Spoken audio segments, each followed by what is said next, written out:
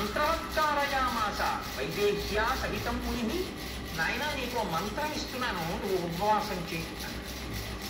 మనకి ఇవాళ రేపు ఉపవాసం అంటే ఏంటి అంత అల్లరి ఉంటుందా అనిపిస్తుంది మనకి.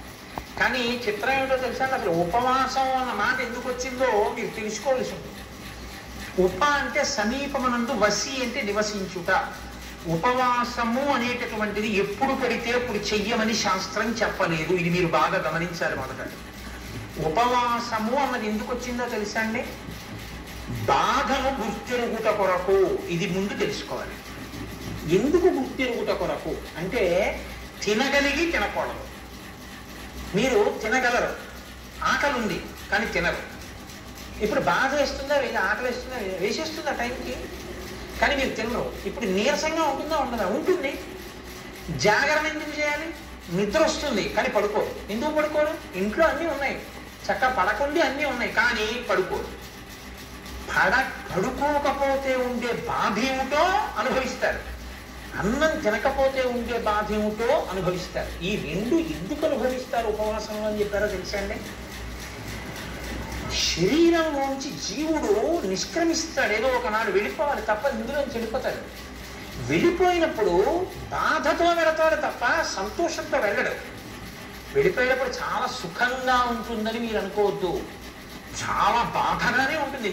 వినిర్ముక్తం అయ్యేటప్పుడు ఒక్కొక్కసారి 1,00,000 తేళ్లు పుట్టిన బాధ ఉంటుందని చెప్పారు. ఆ వినిర్ముక్తమైనప్పుడు బాధలో ఈశ్వరుడు ఎలా గుర్తొస్తాడు మీకు? ప్రయత్నపూర్వకంగా బాధలో ఈశ్వర స్మరణ మీరు అలవాటు చేసుకోవాలి.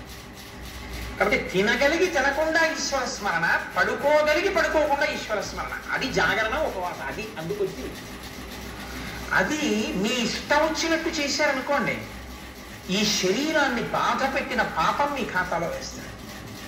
మరి ఉపవాసం ఎప్పుడు చెయ్యాలి? మీ ఇష్టం కాదు, శాస్త్రం నిర్ణయం చేసింది ఎప్పుడు చెయ్యాలి. ఒక్క ఏకాదశి నాడు మాత్రమే ఉపవాసం చేయాలి. ఏకాదశి తిథి ఉపవాసం, ద్వాదశి పాలన. సూర్యోదయం అవగానే ఎంత తొందరగా వీలైతే అంత తొందరగా భోజనం చేసేయాలి. యంత్రాలని కూడా ఏం చేస్తా అంటే షట్ డౌన్ అని ఆఫ్ చేస్తారు కొన్నాళ్ళు, ఓ 2 రోజులు విశ్రాంతి ఇస్తారు, ఘర్షణ పుట్టేస్తుంది. మీరు ఈ శరీరంలో కొన్నింటిని ఆపడం మీ తరం కాదు, ఆపకూడదు కూడా. గుండె ఆపుతానంటే 2 రోజులు రెస్ట్ ఇస్తానంటే కుదరదు, ఊపిరితిత్తులు ఆపుతానంటే కుదరదు.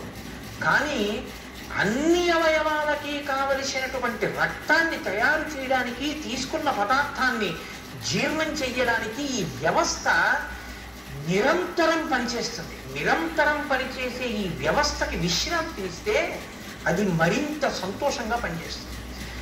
ఈ శరీరానికి అన్నం ఇవ్వడం ఆపి భగవత్ కీర్తనామృతంతో దీన్ని నింపుతారు.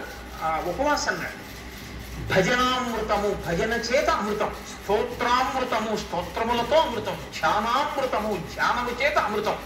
తప్ప ఉపవాసం ఉండి ఆఫీస్కి వచ్చేసానంటే వెళ్ళిపోకూడదు. ఉపవాసం కాదు. అది ఏమిటవుతుందో తెలుసా అండి? తినగలిగి తినకుండా ఉండి ఒకనాడు కిందటి జన్మలో నువ్వు అన్నం తించదు అనుకుంటే ఆ వ్యవధిలో ఉపవాసం ఉండాలి. ఏదో ఒక ఆయన ఉన్నాడు, ఒక 6 గంటల కన్నా ఆయన తినకుండా ఉండకూడదు.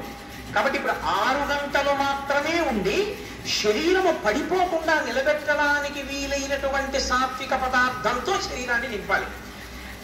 ఎంత తింటే కన్ను పడిపోతుందో, ఆవలింత వస్తుందో అంత తినకుండా, ఎంత తింటే కడుపు నిండిపోయి కన్ను పడిపోకుండా ఉండి శరీరం నిలబడుతుందో, ఈశ్వరారాధనకి యోగ్యతతో ఉంటుందో అంత మాత్రమే పెట్టాలి. అంటే ఒక యాపిల్ పండు తిను, ఒక గ్లాస్ పాలు తాగు, తప్పులేదు. అసలండి నేను ఉపవాసం, నేను స్పృహ తప్పిపోయినా తినను, నా షుగర్ రేటింగ్ పడిపోయి నేను కోమాలో వెళ్ళిపోయినా తినను అన్నారు అనుకోండి, అది ఉపవాసము కాదు. మీరు బాగా గుర్తుపెట్టుకోండి, అది శరీరమును శోషింపచేయుట. అలాగని నేను ఉండలేనండి అని ఎప్పుడూ తినకూడదు. ఎప్పుడో అప్పుడు ఉపవాసం ఉండాలి.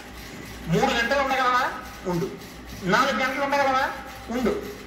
అరగంట ఉంటానండి అని చెప్పి ఇడ్లీ 8 తినేది 8:30 తినకూడదు. ఏదో ఒక రోజున నువ్వు ఉండగలిగిన వ్యవధి చూసుకుని ఉపవాసం చెయ్యాలి.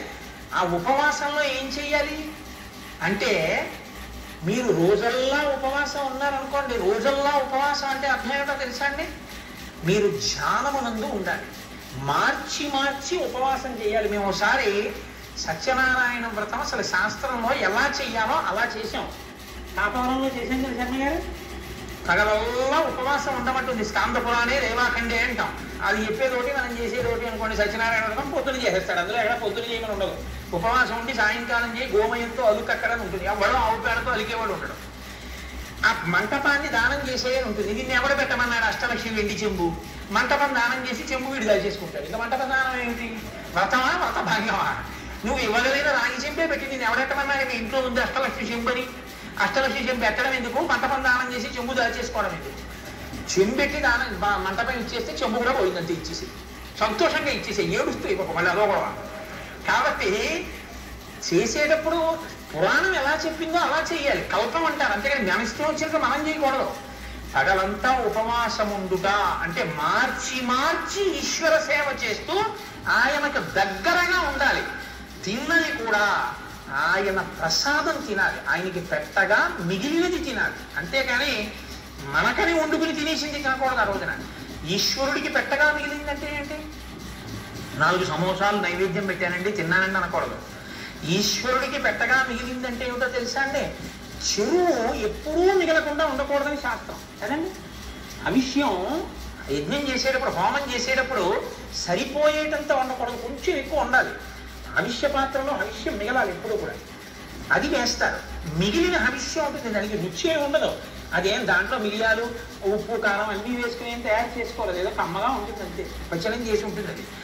దాన్ని ఇంట్లో హోమం చేసి హోమం చేసేసిన తర్వాత పాత్రలో మిగిలిపోయిన హవిష్యం ఏది ఉంటుందో దాన్ని తినాలి ఆ రోజు.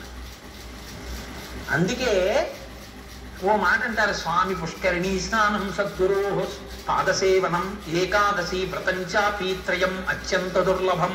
ఏకాదశి వ్రతం ఎవరు చెయ్యడరా అంటారు. ఇదే కారణం. ఇలా చేస్తే ఒక్క ఏకాదశి వాడి జీవితం సంస్కరింపబడుతుందంటారు. ఈశ్వరానుగ్రహం కలుగుతుందని. కాబట్టి ఉపవాసం ఏమిటో చెప్పిరా నా కొడుక్కి కోడలకి అన్నాడు. ఎందుకు చెప్పాలి?